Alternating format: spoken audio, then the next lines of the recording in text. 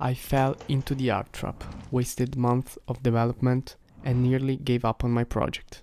Here's how it all started. I was deep into the development of my game when I decided it was time to create a low poly model of my main character. You know, something simple, something that will capture that nostalgic charm of PS1 and PS2 graphics, the kind of visuals that instantly take you back to those classic games we all grew up with. It seemed like a great idea at the time, so I jumped into Blender, determined to learn 3D modeling from scratch. I spent hours, days watching tutorials, practicing and trying to get the hang of it. At first it was exciting. The idea of bringing my character to life in 3D was motivating, and I thought I was on the right track. I started with basic shapes, gradually moving on to more complex modeling, and then I tackled texturing, which I thought would add that final touch to make everything look just right. But as the days turned into weeks, reality started to hit me. Despite all of the time and effort I was putting in, the results just weren't there. The model didn't look the way I wanted. It wasn't captured that nostalgic feel I was going for. It just looked off. The proportions were wrong, the textures didn't align properly, and the overall aesthetic felt amateurish. I tried tweaking it, reworking parts of the model and experimenting with different textures, but no matter what I did, it wasn't coming together. And that's when frustration set in. I realized I had spent weeks on something that wasn't even close to what I wanted. Worse, I was losing precious time that I could have been spent on what really matters: gameplay. I was so focused on making the game look good that I completely neglected the most important aspect, the mechanics, the core of the game itself. It was a hard pill to swallow, but I had to face the fact that I was stuck in the art trap.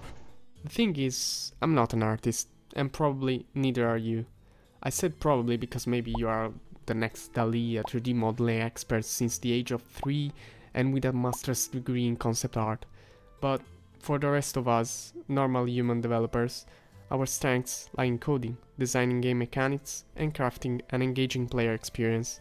It's easy to get lost in the visuals, especially when we have a clear vision of what we want our game to look like. But the reality is, when we focus too much on art, especially if it's not our expertise, we end up wasting time and energy that could be better spent elsewhere.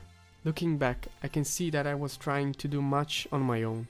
I wanted to control every aspect of the game, but in doing so, I spread myself too thin.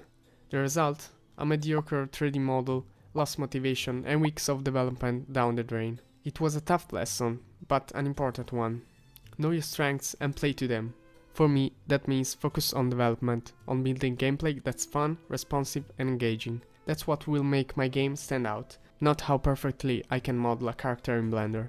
So, what's the plan now? I'm shifting my focus back to where it belongs. I'm going to concentrate on the gameplay mechanics, on making sure the core of my game is solid and fun to play. Once I have a prototype that I'm happy with, then, and only then, I will look for someone who has the skills to bring my artistic vision to life. There are so many talented artists out there who specialize in 3D modeling and texturing, and I've realized it's okay to ask for help. In fact, it's the smart thing to do. As indie developers, we often wear many hats, but we don't have to wear them all at once. It's perfectly fine to imagine and plan how you want your game's graphic and mood to look, but remember to prioritize your strengths. For me, that's development.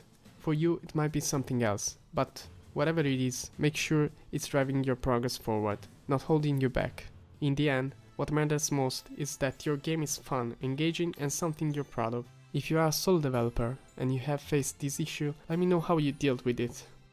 After overcoming the art trap and refocusing my efforts, I'm excited to share some significant progress I've made on the game. First up, I've introduced a parry system that adds a new layer of depth to the combat. Now players can parry enemy attacks, and each enemy has a white bar under their health bar that fills up every time you successfully parry an attack. Once this bar is full, the enemy goes into a stun state, allowing the player to perform a critical attack. Another major improvement is the AI. I've implemented a wandering state where enemies can have a preset patrol path or a static guard position. Additionally, enemies can now detect the player if they enter their field of view or if they are attacked. This makes encounters more dynamic and realistic. A significant change has been the switch from using rigid bodies to root motion for enemy movement. This transition has made enemy movement much smoother and more natural. A big shout out to Game Development Beyond Basics, who has made a video that perfectly explained how to implement Unity's agent with root motion. This resource was crucial in achieving more convincing enemy movement. I will link it down below. Lastly, I decided to remove the equipment customization and crafting system. These features didn't quite fit with the overall design and were adding unnecessary complexity. By removing them, the game has become more focused and streamlined, allowing me to concentrate on what really makes the gameplay enjoyable. And that's it for today, guys. Thanks for sticking with me until the end of the video. As always, let me know what you think in the comments. Have you ever fallen into the art trap? I hope this video helps you avoid wasting valuable development time. Don't forget to like and subscribe for more updates on my game development journey. See you next time!